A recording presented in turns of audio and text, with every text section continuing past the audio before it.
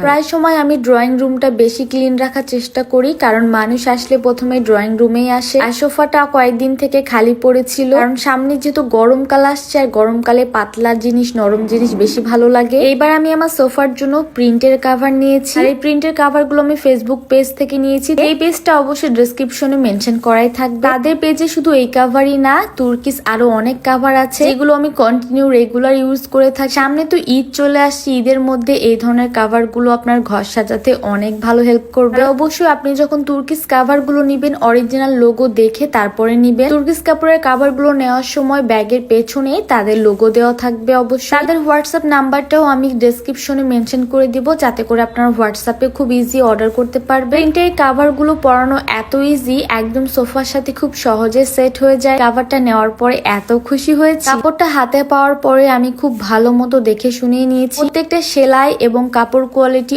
অনেক ভালো ছিল। প্রিন্টের কাভার গুলো মূলত একটু এলাস্টিক টাইপের, মানে খুব সহজে সেট হয়ে যায় সব জায়গাতে। বিভিন্ন কালার, বিভিন্ন রকম কাপড় আছে, আপনার নিজের পছন্দ মতো দেখে শুনে নিতে পারবেন। সামনে রমজান মাস আসছে, তো আমি আমার বাড়িটাকে সুন্দর মতো পরিপাটি করে সাজিয়ে নিলাম। আর তো মাত্র 3টা দিন। মাহে রমজান মাসটা আসলে সবার জন্য অনেক আনন্দময় এবং খুশির সময়। আমি আমার আম্মুকে দেখেছি রোজার আগে, ঈদের আগে সবসময় বাড়ি ঘর একদম ছিমছাম করে রাখতো। আমি সব জিনিসে কাভার পরে রাখতে পছন্দ করি, কারণ ময়লা ধুলাবালি একটু কম পড়ে এই জন্য। আর এই কাভারটা কিন্তু ওয়াশেবল, আপনি যে কোনো সময় ওয়াশ করতে পারবেন। অরিজিনাল কাভার এবং তুর্কিস কাভার নেওয়ার জন্য কিন্তু আপনাকে এই পেজে যেতে হবে। তাদের হিউজ রিভিউ আছে তাদের পেজে, অবশ্যই দেখে শুনে তারপরে নিবে। সোফাতে কোনা কাঞ্চিতে ফিট করার জন্য এই শোলাগুলো ইউজ করতে হয়। নিজের ঘরের কাজ নিজে না করলে কেউ করে দিতে পারবে না, এটা সত্যি। কারণ আমি কোথায় কোনটা রাখবো, কোথায় কোনটা রাখলে সহজে খুঁজে পাবো, সেটা আমার উপরে ডিপেন্ড করে। সবাই আমাকে হেল্প করলেও আমি নিজে একটু কাজ করার চেষ্টা করি, কারণ আমি কোথায় কি রাখবো সেটা আমি নিজে খুঁজে পাবো তাড়াতাড়ি। আজকের মতো ড্রয়িং রুমটা আবারও নতুন করে সাজিয়ে ফেললাম।